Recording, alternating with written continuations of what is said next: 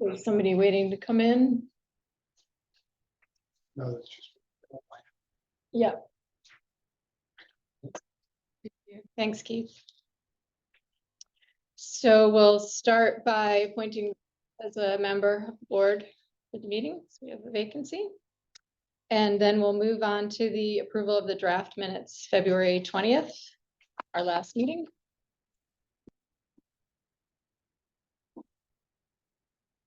February more from Oh, approval of draft minutes. Corrected.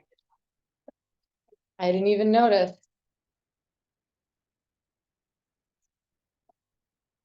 Does anybody else have any changes? No. Their motion to approve? You need a minute? Make a motion to approve as happy amended. Seconded. Okay, then we'll vote. Russ? I'll start with the rest. Yeah. Keith? Murray? Yes. Abstain. I'm a yes. Yes. Yes.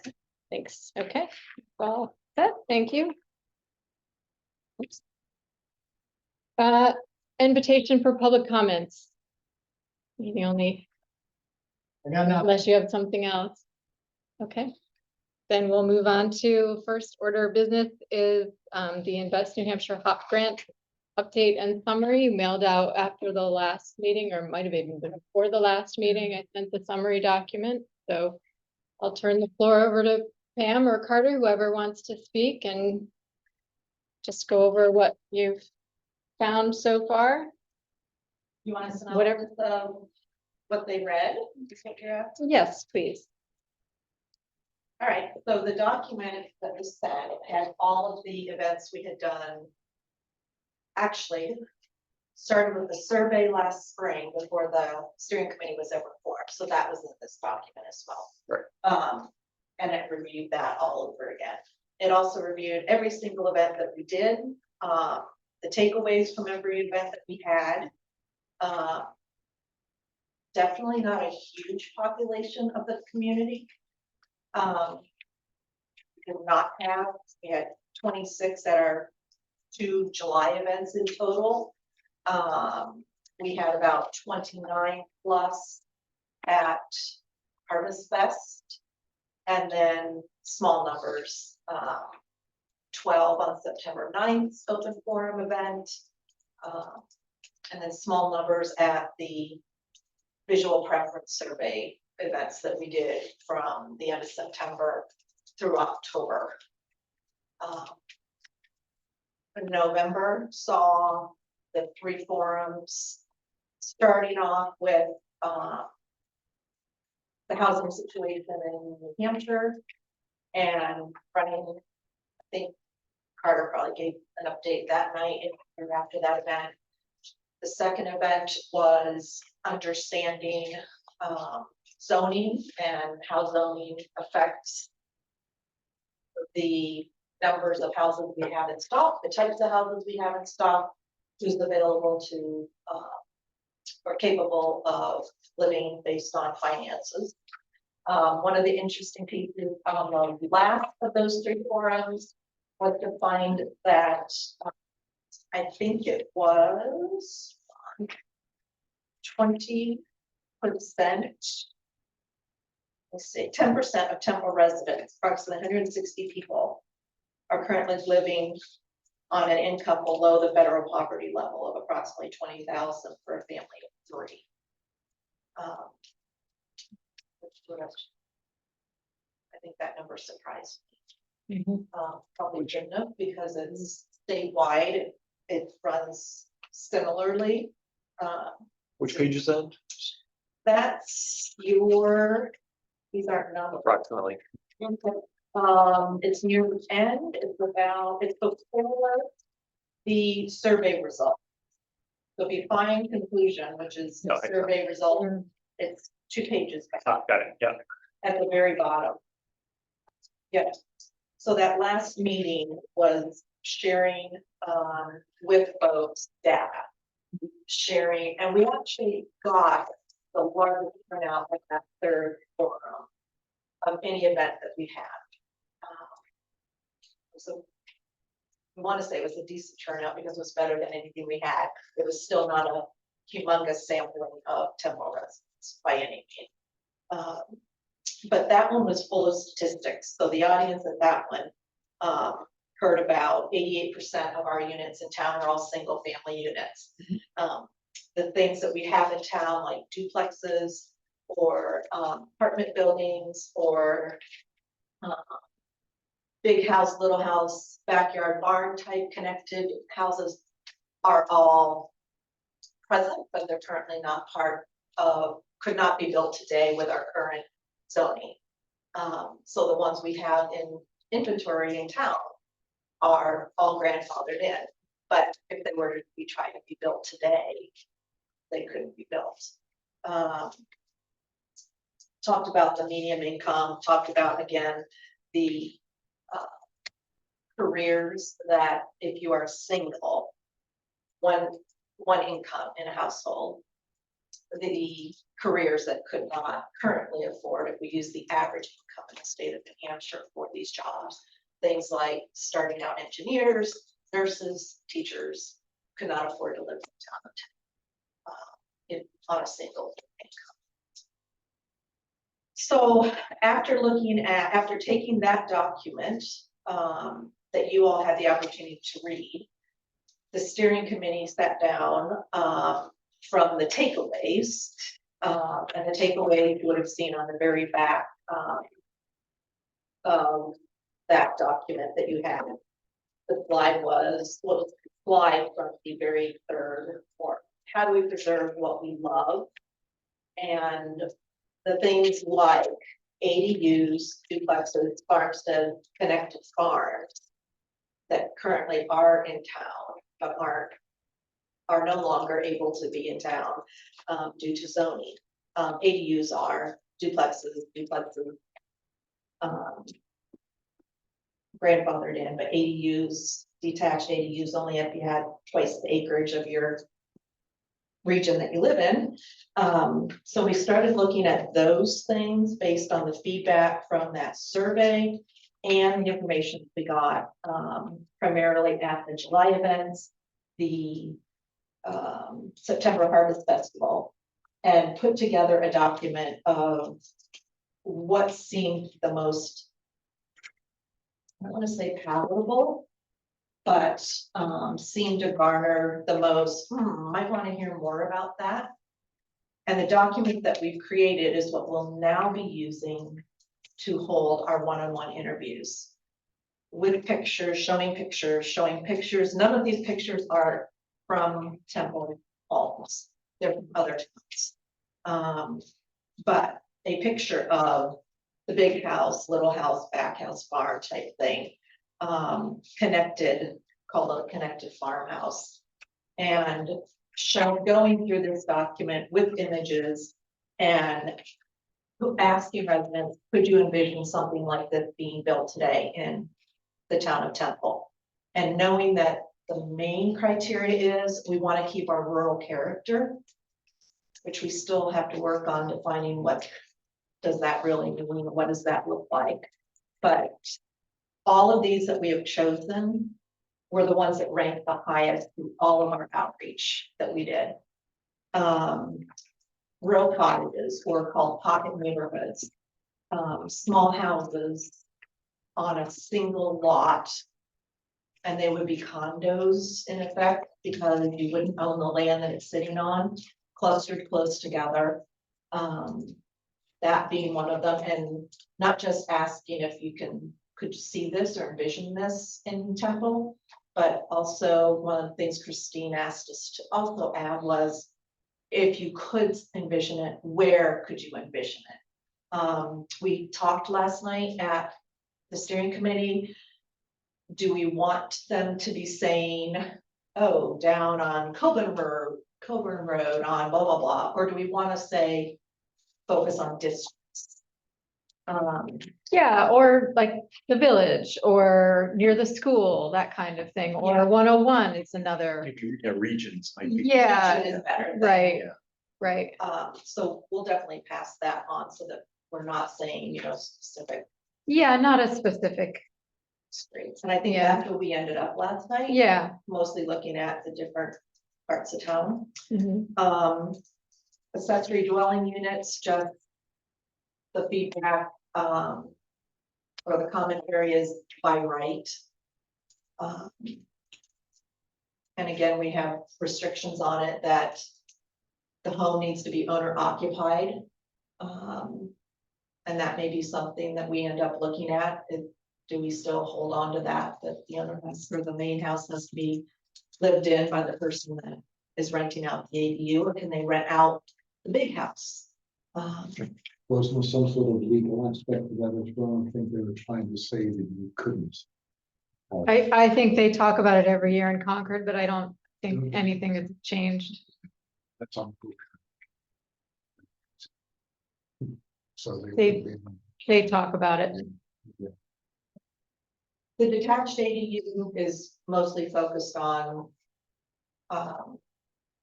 do you feel as though the land needs to be twice the acreage for your district in order to have a detached building that, you know, could be smaller than your garage with 14-foot garage doors on it, right? And is there a need still for that? And one of the things to think about, and I know it sounds counterintuitive because we talk about open space, but if we really value conservation, requiring someone, say in our district, to have 6 acres to put on a small 900 square foot detached ADU, that's really slaps in the face of conservation. Whereas you could do it on a 3 acre lot And put the other 3 acres in. and put the other Yeah. 3 in conservation, right? Mhm. It makes more sense, but. Yeah, and I know, you know, conservation has come up high on every single forum that we have done, conservation, open space, agriculture, rural farming, you know, those kinds of things. One thing is you can't force people to become farmers, and it's a hard life, right? So detached ADU is one of the images. The other is the plan or the pocket neighborhood, plan development pocket neighborhood. An example of that is Church Street over in Peterborough. When you come down 101, it's right on your left-hand side, the newer brick church in that one little street in there. Not as wide road into it, houses sit close to the sidewalk, but the garages are pushed back. That's an example of, so the first thing you see is the front door, not a garage. You pull up to the driveway. So that's an example of plan development pocket neighborhood, but also with that, looking at if somebody were wanting to build this with conservation land added as a perk to it. And in this case, it differs from the first one in that the people do own their land underneath their house. And they own their house versus renting or buying it as a condo. Let me think what else. And Carter and Russ, stop me if I forgot something. The other image that we've seen is just a large house that someone decides they'd like to rent out their 5 bedrooms in and allow 5 different people to live in who may or may not be family, and they cohabitate, which we know is happening in town anyway. And I think that's some of it too, is homes have been coming on the market that we didn't even know had ADUs inside of them. You know, people are doing it because it works for them, but they're not necessarily going through the proper channels to get the permits for them, and we're not finding out about them until they go on the market. But something like this, where they could perhaps share the bedrooms and all share the living space and the kitchens and everything else to it, but it still looks like a single family home. Would folks be open to something like that? And then the last one is the duplex. Looks like a single family home, but it's got 2 entrances. Whether it be one on the front and another one on the side. One thing that Christine did point out is our current zoning or current regulations require 4 parking stalls. So if you have, you know, the big house, go back to the big house, little house, backyard, barn, if that's 4 different homes, that would require currently 16 parking stalls. If it's 4 per unit, and that's something else we need to think about.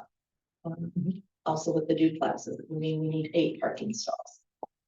So looking at where would that be if you like the duplex? Well, maybe you have to be in the back of the house, you know, it's, Or maybe we don't need that many or we parking. don't need. Exactly. But at this point, our focus is on housing styles and choices. Where to see them. So we took the items that got the most palatable responses with our smaller sampling, and that's what we've created for our one-on-one interviews. And those will run all this month and all of April. And then in May, we come together to pull everything we've heard and come up with a document that we deliver to the planning board on what we think folks might be open to, knowing full well that we will also be saying nothing's happening this year. And as you had said the other day, probably not even 2025, depending Well, on the you- time frame. But Yeah, because changing the zoning doesn't mean that people are gonna show up to build. exactly. It doesn't happen overnight, and there's other factors involved, the cost of materials and labor and all of these other things. So again, you know, when you look at the developments in here, the pocket neighborhood, those kind of things. You can't force somebody to want to do that. You can't force somebody to give a plan to want to do that either. But it's at least asking now what options you would be open to and seeing. So how many people have signed up for one-on-one interviews so far? So the sign up was finished by. We didn't have it out on the 3rd form, did we? I think we did. I don't know, but how many names are roughly on it? There might only be like, A dozen or I was gonna say more? 12 or 15, Yeah. but if we're not waiting for people to sign up, I was able to put a blurb in the Ladies Aid newsletter, so it's in there, but we've looked at what we've done with forums, what the turnout is, and we all know more people than that showed up. So our focus over these next 2 months is interviewing and asking for someone to sit down and work with us on this. Anyone we know, anyone we work with, anyone we do activities with in town. And between the 8 of us that are now on the steering committee, we should have definitely more than what showed up at any of our forums over the course of this last year. So it should be a richer population of information, I would think. And I think you're gonna post something eventually to the Facebook Facebook. group, and And we're gonna try to A Drum up. blast, some Yeah. more people that we don't know as well. get an e-blast out. And we all know to look at farmers, young people, people with home businesses, you know, the different demographics, we all know to be looking for that as well. Have you reached out to the other boards and committees in town? Or you could actually send something to Carol and she could send it out to the other boards and committees in town to get some other people. We can do that. The only time that I've done that was when I put invitations in I went down to the town. office, Oh, put right. Invitations in every town mailbox. Yeah. To get folks to come out to an event. But So didn't for- work that time. I would Doesn't say mean we for can't the do it. charrette, like we went to their meetings and I took 5 minutes or somebody else on the committee took 5 minutes and just asked people to participate. And we got quite a few. Well, if we get everybody on the planning board, we're already at further ahead. We probably will. There you go. Who hasn't signed up for a one-on-one interview? We will tell them we had at one of our forums anyway. Yeah. There you so- go. I'll sign up. All, I said all, not I'll, but Yeah, I think also just like a thank you to the steering committee, because like we've held 9 events in the past year. Yeah, and for there sure. has been a lot of effort by lots of people in this room, but the whole steering committee as Mhm. well. And even if turnout wasn't maybe as what we had hoped. Robust. I mean, we certainly like put Well, a lot of yeah. effort into getting out there, not for lack of trying. Yeah, So I think that's just important to call out too. anybody else have any questions or comments on the document, what you read, anything Anything stand out? to you that you want to add to our interview before we get really rolling here? I can share the interview document with everyone too. Jonathan. It was interesting reading some of the comments at the very back. Those that came out of the early spring Yep. Survey Yep. before we even started. Right. Or before the committee was formed. And maybe one question, at that point, there was, perceptions or preferences of different styles in that survey. Did you see any change over the course of the interaction with folks, or did those Style, percentages kind of, well, for example, towards the back of the document, the highest rated one was ADUs, followed by conservation subdivisions, Oh, and followed by connected farm building. So you know, I just I it's think like second. the bold is to say, I think we had Target on our back as soon as everyone knew that this was about housing. Okay.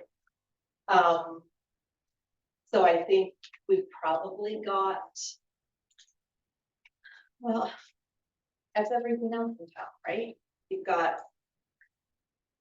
The people that have a strong opinion tend to speak out more than, or, you know, People that they've been don't here have it. one time and they don't want to see it change, and we all come here because we love it. But how do you blend those things? So from the percentage. Yeah. Yeah, so to your question, as far as comparing what they said in the spring, Yeah. I think, To what Most is of it. experience? but what you saw in the spring also has to be that one question. Yeah. Also, don't forget, the very first one said, the first place that housing was 1, 2, 3, 4, 5. It was protecting water, protecting view sheds, encouraging land, maintaining the rural character. It wasn't until the 5th place down where it said providing housing for all income levels. So I think that reads more loudly than did any of these juggle at all during Okay. our Alright, yeah, conversation. yeah, I see With that. our conversation. There was conversation about workforce housing because that was, this was a grant to encourage workforce housing, right? housing in general. And housing in general, Yeah. but the whole focus on why we use these income levels or these careers aren't able to buy here is because of the work that's been done for workforce housing. Nurses can't afford to live here to work at Banana or, so I think more than anything is we went into it knowing full well that housing for all income levels is way down on people's lists of what they're interested in. Mhm. If you look at question number 1. Yep. Yeah. So I think if we are able to budget any movement on any of these, and I've said this before, the ADUs by right,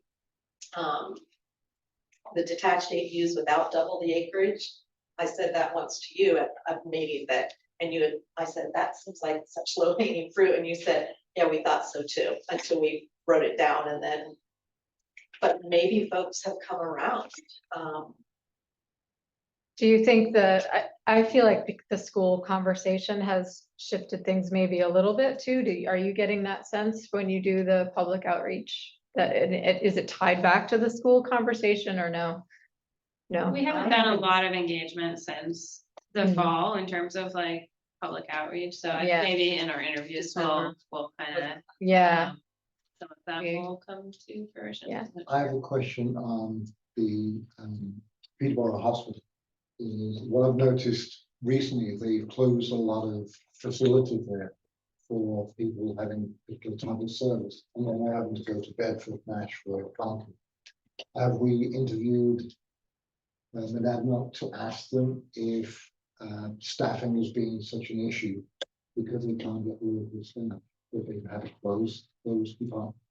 Well, I actually know firsthand from being in there, being told from the staff themselves that that's the case, but. That was only if there's any official sort of, I mean, Well, the Monadnock has been purchasing housing, Yeah. yeah, which they've never had to do before. Mhm. so that's a challenge. Yeah, And there were- well, it is for everybody, right out on 202, Telflex. Telflex, yes, on the right hand side. He's losing quality candidates to the point that he is hoping to build a development right behind Telflex. Obviously, you can't make it just for Telflex employees, but workforce housing. And you're seeing that more and more with employers too, all over the state. Mhm. They're buying or building housing for their staff. But what's interesting is, and then, again, this is another topic, it would affect us one way or the other, but here we sit with hearing about the housing crisis and there's not enough houses. But yet we're now dealing with the elementary school because there's not enough children there, which is a different subject, right? I mean, we've always said that if we can possibly get young people into town and more houses. But with all the choices you have for schooling, I don't think that. Yeah, there's no guarantee that No, building housing is gonna bring children. because Because, anymore. right, and also they're having children later, they're having fewer children. Obviously not Carter, but she's taking it on for everyone, but yeah, that's statistically and nationwide, it's not just here. Yeah. Yeah. Anyone else have questions, comments?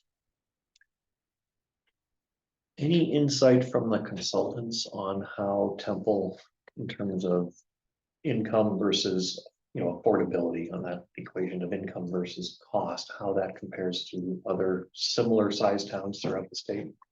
Yeah, So I assume that cities would be different, and just curious how, if there's any insight there. we have a document that has Dublin and we're not any We're not. higher than anybody else. Everyone's pretty similar to other towns that. Even in this document, she compared.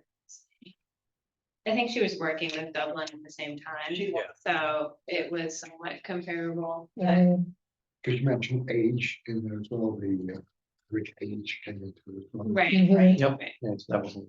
I don't know. And she listed in, Good, well, it's a good comparison for Temple, but not a good comparison on, say, the entire region. No, No, it's not. Dublin and Temple are kind of known as the places where the rich people live and land is expensive. It's like if you compare it to, say, Winchester or Troy, you would have much different income levels and much different housing costs and land. Yeah, I don't know though that Temple, I mean, like, you have to think about actual location to, I don't know that Troy, like, they're not in similar locations, so I think.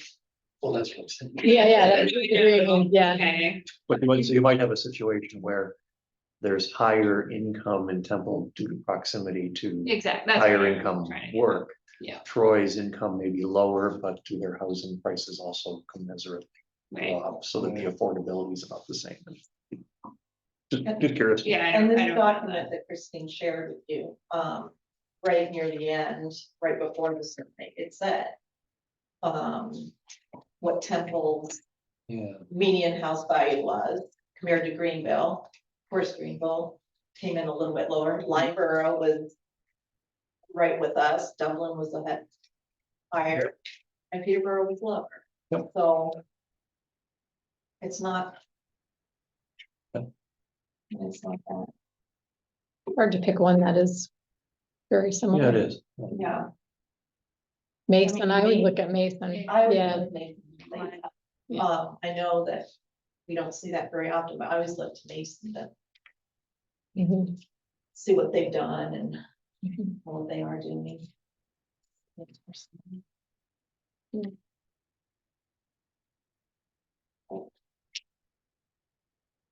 it's been a busy year. Any other questions, comments? Good. Well, thank you. Thank you. Thank you, Pam, for leading the Thank team, and Right. Carter and Russ. Here's half half. That's right, Kathy, we've got members of the committee here. Thank you all. Presenting of twisting of arm. Yeah. And we'll just remind everyone in our minutes and anyone online, if they want to participate in the conversation, to send an email to Temple Planning or contact the office, the town office, and they'll connect you. And I put my email and phone number right in the newsletters. Oh, perfect. Great. Thanks. Okay, so we'll look forward to, just a reminder, we have at the next meeting, the 19th of March, the natural resources audit. He'll be coming to present on that. And then we have there's a few Concom things coming up, right?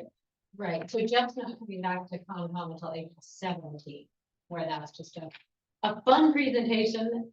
Kids are welcome. Okay, It's going to be, he seems very entertaining. And he's deliberately gonna try to make it entertaining for people of all ages. But that'll be going over the NRI and all the cool things he's found in town, doing and whatnot. But next week, the 13th, is just a public hearing for two different conservation properties. One's the Triangle, and the other one is the Berry West property on Old Peterborough Road. Is that what it's called now? People. Just Peterborough Road. always, I still call it old people. Yeah, me too. I do too. So that's Wednesday, Yeah, next Wednesday. we have tentative approval from the select board to spend the money, but now we're having a public hearing. Okay, On board. great. And you did ask us to at least look over that. I did. And we did last night. Oh, great. Not in super great detail, Okay. but I think one of the points, I think Carter, you brought it out, that he made a point that we don't have specific next steps. How did he word it? oh, yeah, objectives and something. Yeah, in our master plan, Mhm. so he. In every kind of- chapter of the master plan? There's, Every section? it's in a weird place. It's in I think it's in the future land use chapter, Okay, but I can send it to him. but he's coming. He's coming the to our next meeting. Meeting to go through this. Yes, he Okay, is. Yeah. So all Yep. my questions, I. Perfect. Okay, great. So, does anyone have anything else for Pam or other members of the committee? Oh, okay, well, thank you so much for coming and for the work you're doing, all of you, and we'll keep in touch.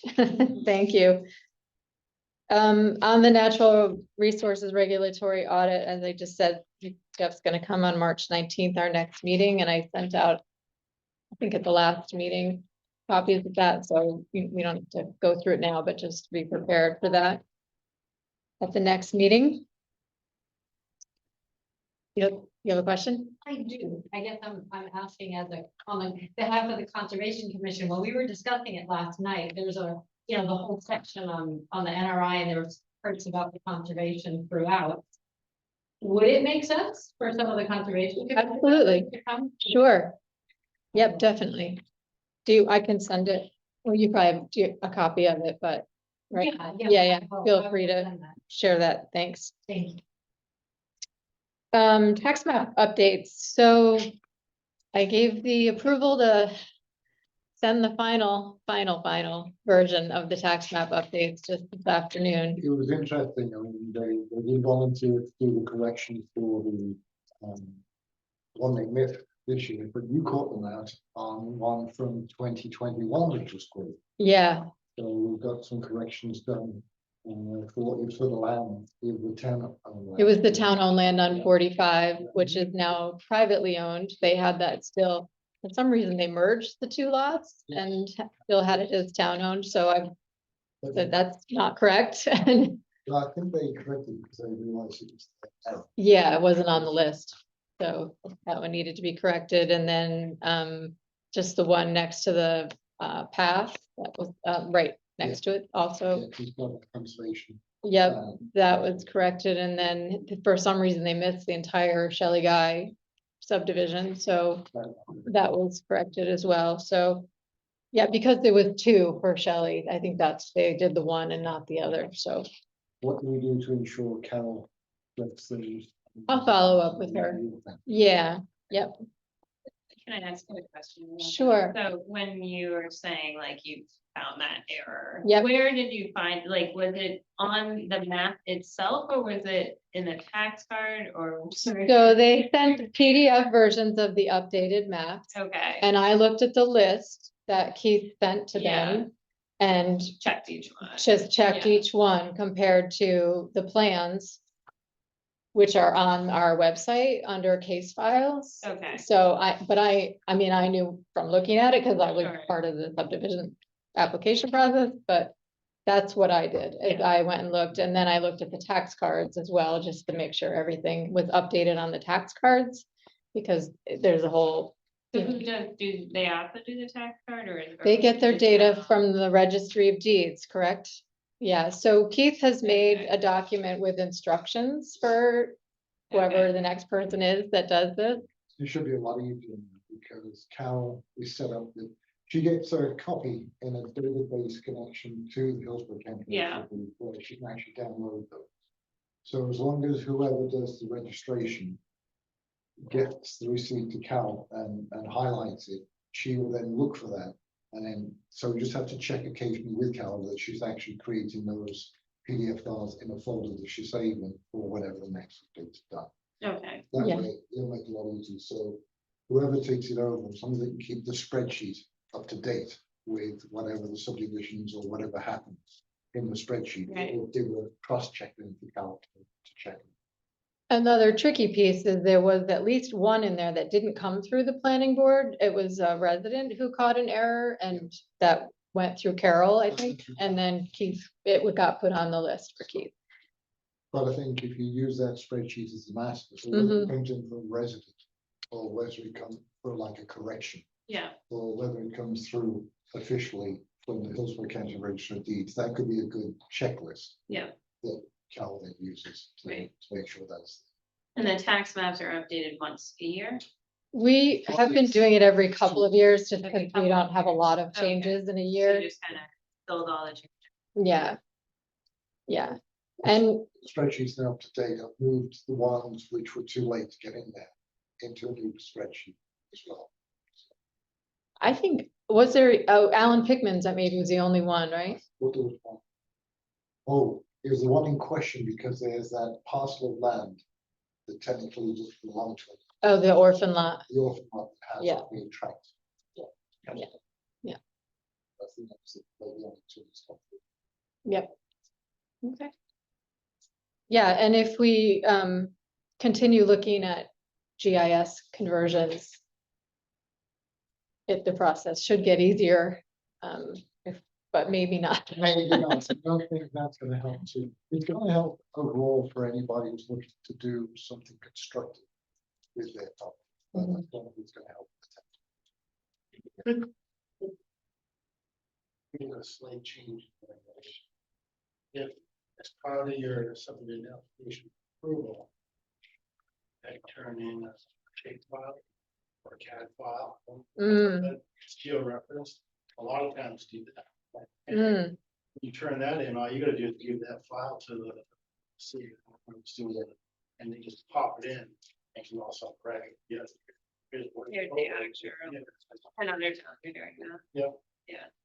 I mean, they must have it right from the survey.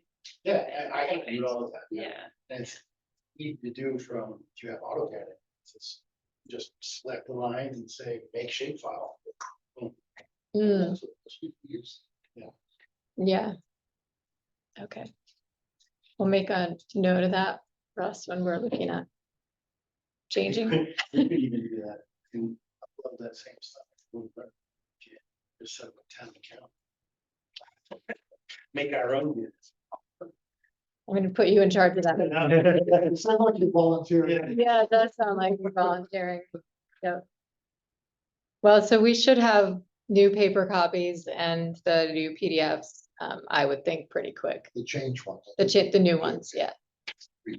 Yeah, yeah, and the overall. Oh. So we'll, I'll let you know when that comes through. On driveway regulations, do you have anything new for us today, Murray? I have the printouts of both we talked about Okay, a while ago. And the one we sent, and I know we didn't get a chance to talk about it last meeting, but George had a question somewhere in there. And you did. welcome to have that discussion. Do you remember what that was? At the last meeting, we were looking at subdivisions and you had, there was, Driveways. yeah, we were looking at the Oh. subdivision, but he was, had a question that was related to driveways that yes. was also mentioned in the subdivision. Do you have a copy of your driveway regs? Do you remember what your? Yeah, I know, it's, I know, 2 weeks ago.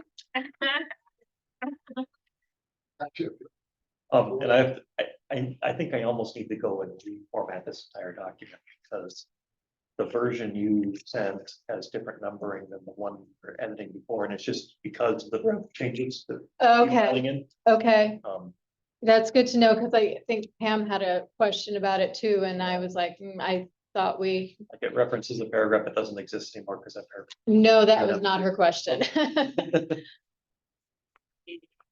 Revisited it, right? Like. It's been a we while. updated Yeah, it. correct. It was So, July, I think. of Maybe last it's like. We can, did you want to send a new version and we'll yeah, have a happy to. work session maybe on Yeah. that? That'd be perfect. Yeah, I was looking at it over the weekend saying. The version that we looked at in July, was quite editable and readable, and this version has a lot of the struck out text we need. So that Okay, changed, so it's a little easier. yeah, it's easier to read, but it doesn't have the context of. Okay, Changes in it, so. so while you're looking at that, Pam, do you remember which section it was that you had? Did I make comments on it? Yeah, that could, I had it was on repairs to one, the driveway. there are two things. One, we know that the right of way is 31 feet or whatever it is. But the 30 feet, but the 30 feet was struck out. So it made it seem like the entire driveway, What, 30 feet wide? no, heck, no, That- the right of way. Yeah. That what I you needed was- a permit And for I the, needed a permit if I wanted to, because in one section it says the homeowner is responsible for keeping it in working order, blah, blah, blah, blah, blah. is it must be that section 3. It's And page then 3, section 3. Yeah, if you read it legalese, the way it says, it means I would need to get a permit if I want to put a new. Surface I think on your driveway. it's the word repair that's really vague, is that, Which we talked about it Yeah. at that session yeah, that we had. Yeah. Permits shall provide for the, first applying for a permit to obtain access to a public way, which is the initial build. Permit shall provide for the construction, alteration, repair, repaving, relocation of such driveway in accordance with the provided driver permit. I think we need to define what repair means. Repair. Okay, it is, yeah, that, And because then I think what her point was, you said on page 7, it says the owners of the property accessed by a driveway shall have a continuing Right. responsibility Right. for the adequacy of the driveway. So you have to If I'm responsible, why do I need to get a permit to maintain my driveway? maintain it. So I That you think approved. okay, we just need to. yeah, I think Just the to original, clarify. the Yeah. original intent of the regulations that were approved before is if you were to do maintenance / repaving of the first 30 feet from the right of way, which is not 30 feet from the road, it's the Right. property line right away. Yeah. then you would need a permit to do that work. And, you know, that feels like a judgment statement of how much repair am I doing? Am I just, you know, topping it off with gravel? It's or am I- ambiguous. Yeah, it is. So it's probably a road agent conversation. I think that was the intent. The removal of the word 30 feet in that particular paragraph was taken out because down below, there's a bunch of things that do apply to the entire driveway, perhaps. Which Because are of in the fire code. Right. Yeah, and there's, for example, a bridge specification. If you had a bridge, it should be some standard. And the question was, do we only require a bridge to be good if it's within the first 30 feet? Or if it's at 100 feet, do we then leave it up to the homeowner, or is it regularly good? But also in one place, you said the width is 16 feet, but if you have a gated, it can be 14 feet. So if a gate can be 14 feet wide, no, I'm not worried about it because ours is plenty wide Right, enough. right. But I'm just saying, I was looking at it, Yeah, I think that, why are there contradictions? I think, if I remember correctly, the gate is the, you know, passage of a vehicle. And the extra foot on either side is for the snow banks to pile so that you can still maintain a 14-foot path in the wintertime. Is my thinking of that, I'm guessing that's the reasoning. I thought it meant that the gate at the end of your driveway had to be 14 feet, because I thought. I believe that's what, yeah, it says it's if gated. And this is taken from another town, but if gated, the gate opening shall be at least 14 feet wide. Right, Is that- but a driveway must be 16 feet wide. Do you see my? Yeah, so if you're, the reasoning behind that is to allow fire apparatus access 14 feet wide with fire hoses on the side of the cleared way. Right, I get So, that. yeah, that's kind of the reasoning. But why is the? So then why does the driveway without a gate have to be 16 feet wide? It was that reasoning too. You don't see my conundrum?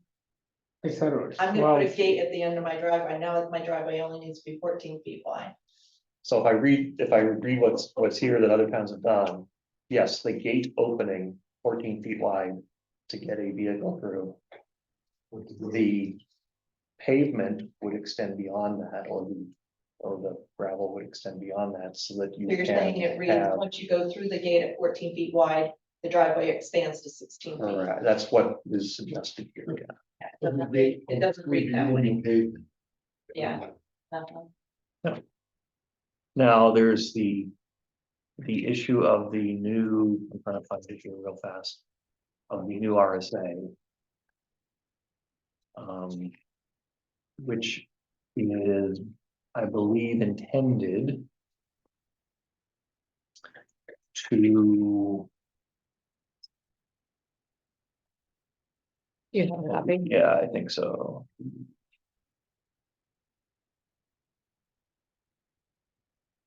Intended to say that, if your driveway is greater than 150 feet and at least 12 feet wide, that some of the state fire code rules, which aren't the ones that are referenced here, would not apply.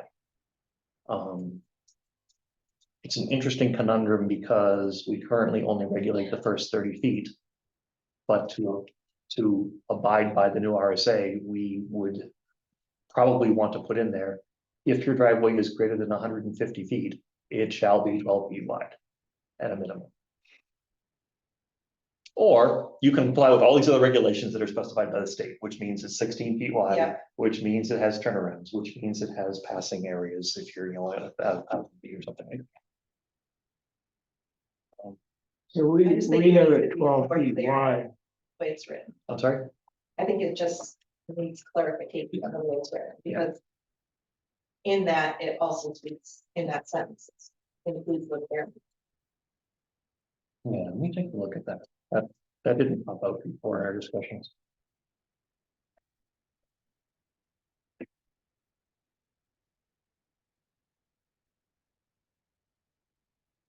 Well, I think it's something we can Yeah, I feel like we need to A work- all, refresh. like, Yeah. once you have an updated version, then we can all read through it in Yeah, a work and- session, because. Make it clear, Long time. right? And try to make it clear of what is the regulation today. and- Sure, and then yeah. Proposed change. Yeah, and I think, to Pam's point, like, we just need to make sure it's not contradicting Yep. Mhm. itself. Right. George, you had a question? Sure, just on page 4. On the section 5A. Yep.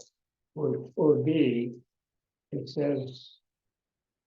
It shall have a cleared minimum width of 16 feet and gravel the paved surface of 12 feet. Or more within 150 feet. Then you have the maximum width of the driveway shall be 30 feet at the edge of the right of way. Why would you want a 30-foot wide driveway?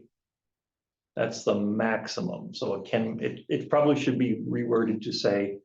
The width of the driveway at the edge of the right of way shall be no more than 30 feet. I think this is the intention of that sentence. Okay, so that needs to be changed. Yeah, yeah, that is confusing, that's a good catch.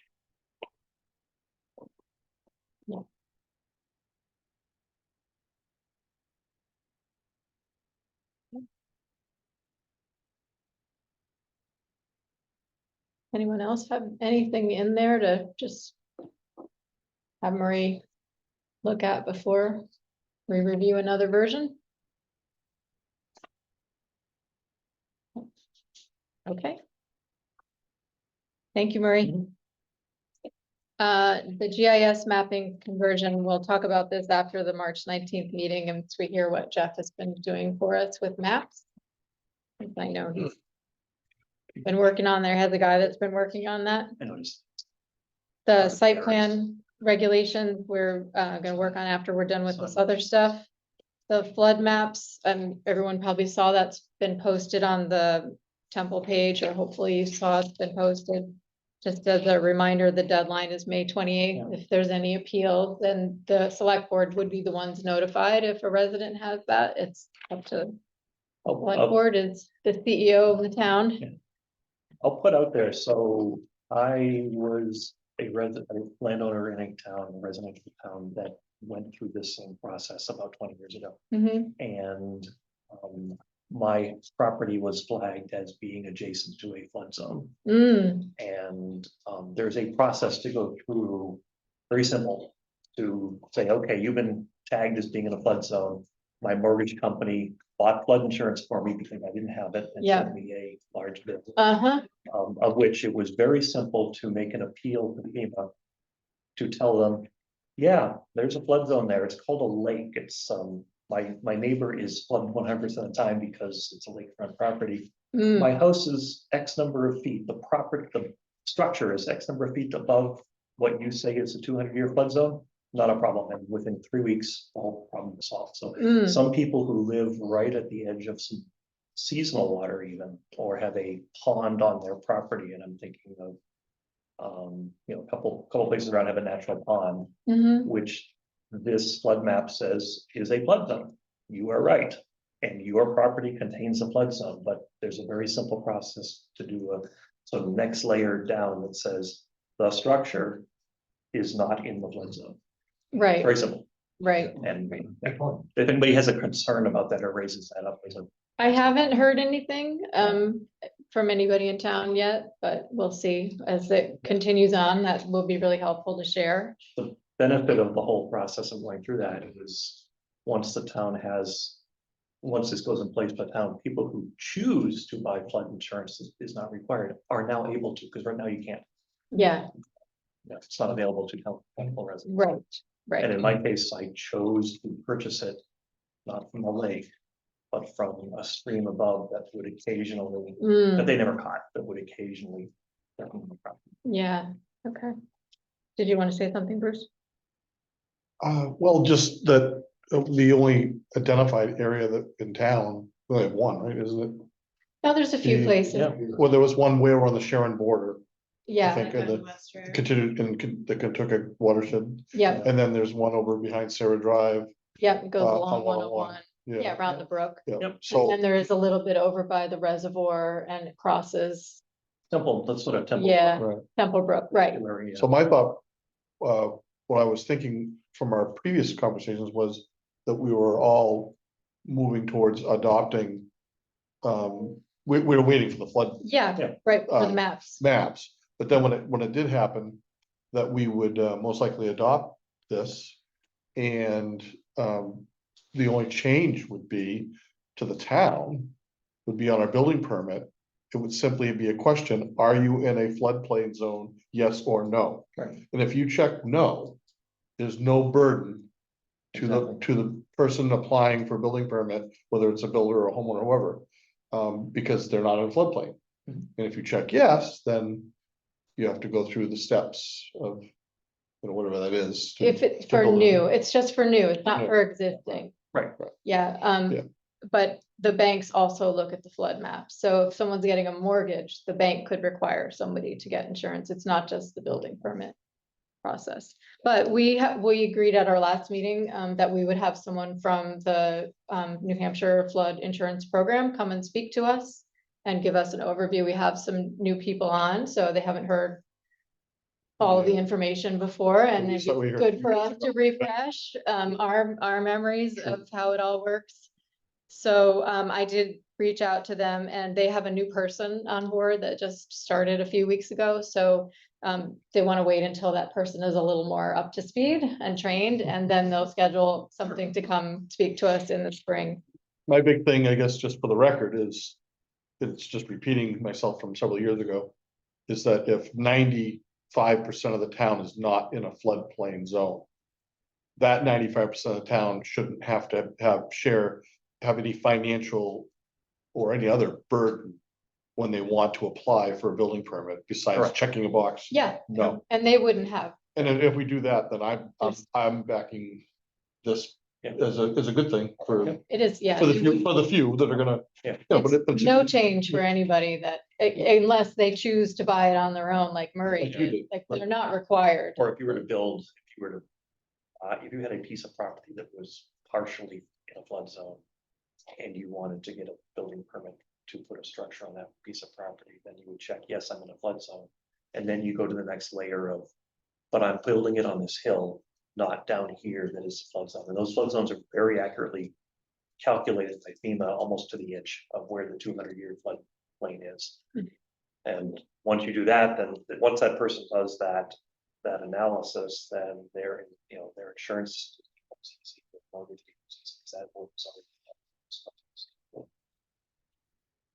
And Russ, if anything you said differently, The only thing I would say is that. Zones that are called AE, yeah, those are the ones that have elevations, flood study associated. There's other zones that are just called A, Mhm. there's no elevation there, it's just the graphic on the map. okay, And it's still, you need to file a LOMA to get out of the flood zone. It's a little bit more difficult because you have to you don't have the data. prove somehow that it's Yeah. not in that flood, where, like, it's really easy to say it's not the elevation. The house is 100 feet higher than the river, and that's the elevation. I fill out a form and boom, it's done. Yeah. The other one is sometimes need to engineer that. But it's still pretty easy. Yeah, I think mine went from A to F. Yeah, Very quickly. yeah. Well, we'll learn more when we have somebody come and go over it with us. And I sent them our maps that we have, even though they're not finalized yet, they're still the appeal time period. So I doubt they'll change, but it is possible. So as far as you know, you haven't heard anything from anybody in town about the maps. So I did nothing. This is the second round Yeah. of comments. So assuming if people looked at it the first time, they're not looking at it again. So what's next? Subdivision regulations. Russ, I don't think I got a new version. Okay, so I have not sent it to legal yet because I was waiting on that new version. So if you could I'll get get that, tomorrow. perfect, thanks. I actually watched the Zoom of what you guys going through that Mhm. on the 20th. this afternoon. So it's fresh in your mind. Yeah, that was a long conversation we had on that. Yeah. That was the second half. Oh, there were two. We Which one? talked it over 2 meetings. Yeah. The 20th is the one I just listened. Okay, so we finished at the next meeting, but. Anything to add? Nope. Nope. You're gonna wait till we get another version? Yeah, I don't have any complaints with. Okay. Well, it'll go back for legal review a second time, and we'll see what they say with this version. So the next item I have on the agenda is the discussion of election of officers at the next meeting. Before we dig into that, and I just want to put some thoughts out, not make any decisions tonight, but I did want to do a couple of things. First, this is Keith's last official meeting. I tried to look back and find all the things that you have done for us. And what has it been, just 3 years? Is it 1 term or 3.5? 2.5. Two. Oh, because of COVID, Because of COVID, Yeah, they didn't let me on, so I had to. till June. right? Wow. So I have a few things to embarrass you about. Keith has run all the Zoom meetings for us. He has had documents ready to share. He's checked in. It's been really helpful and incredible to have that, not have to think about that for every meeting. He also led the dark skies ordinance update. He provided tech support for Olivia when she was our clerk. Got the ball rolling on the filing project, spent I don't know how many hours with Olivia down at the town office.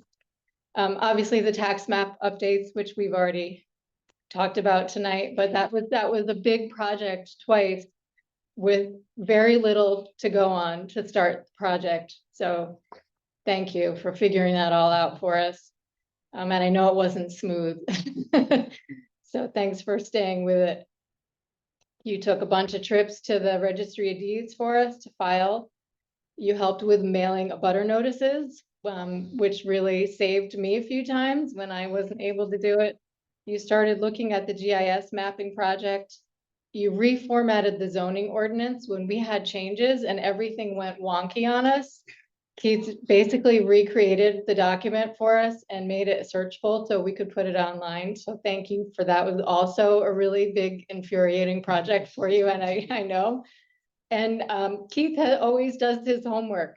He sends me links to the articles. He researches ADUs, legislation, short-term rentals, news articles, follow the plan link conversations online. And if something interesting comes up, this is my last one on my list, he'll send me in for comments on it.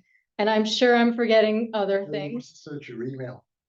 I did search my email because I knew there was a lot on the list. And you helped with the charrette. I know that was more on the CAC committee, but it was helpful to have a planning board member involved in that too. So a big thank you to Keith for all you've done in 2.5 years. That's quite a lot, really. So you're leaving a big hole, and maybe you will, but so thank you for that. But that leads me to another, Kathy and Ken and I met last week to do her employee review, which was really nice, and talked about what she's doing, talked a little bit about some of the things you do, what Betsy used to do, and sort of came up with a list. And so I have a list I wanted to hand out to everybody just to be food for thought. So we're all knowing what goes into doing this or running this board. And I'll just pass around a few. And I sent Kathy Betsy's job description as well. And she did a lot too. One of the things she did was the tax maps. So I'm not asking you to do that, but I didn't know if there was anything on that list and I asked Kathy. Yes. I asked Kathy if there was anything on there that Betsy was doing that she thought if she had time to take on, and an interest, to feel free to let us know. And you don't have to answer now, but if you want to, you can. I mean, let me just say, in general, I've already learned a lot. It's been fun doing the meetings. Doing the minutes, because in order to understand what you all are saying so that I can document it correctly, I've gone online and I've searched out, RSAs and tried to understand the word. So I'm appreciative of that. I never understood much about how all of the planning works, so I'm excited to have learned what I have so far. So what I would say is, I'm happy to take anything on. I don't have tons of hours. I couldn't take on 20 hours a week or, Yeah, but especially once you figure out what the new committee is, or if you all decide like, no one wants to do this, I don't mind taking on more things, because I enjoy learning, period. That's like what makes my, heart sing. So I'm happy to do something, but, maybe some of you are looking forward to doing something, so I don't want to take anything Sure. away, but just consider me as someone who can take on more things if there are things that just need to get done that no one else is doing, okay. if that makes sense. It does, thank you. So, yeah, I just want people to be thinking about this. I don't think it's healthy for one person to be doing everything on a board or committee. I just would love to get more people involved, and certainly some things will have to be chair. But if there's something on that list that grabs you and you want to help out, and Keith, I know you don't have to pick anything on the list, but I know you'll help if there's a transition to another person, so I appreciate that. So, yes, thank you. So we can talk about this more after town meeting and at the next meeting, when we will have to elect officers, but just be thinking about it in the meantime.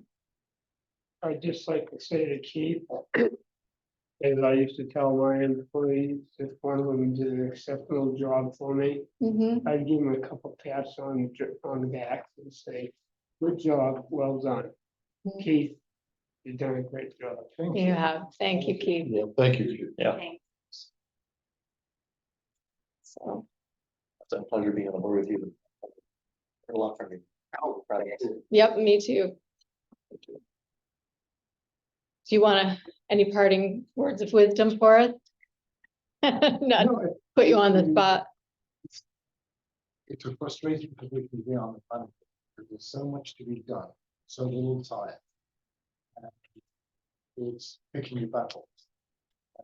The difficulty is this kind of thing was. A lot of attention is taken sometimes on what the town will go through.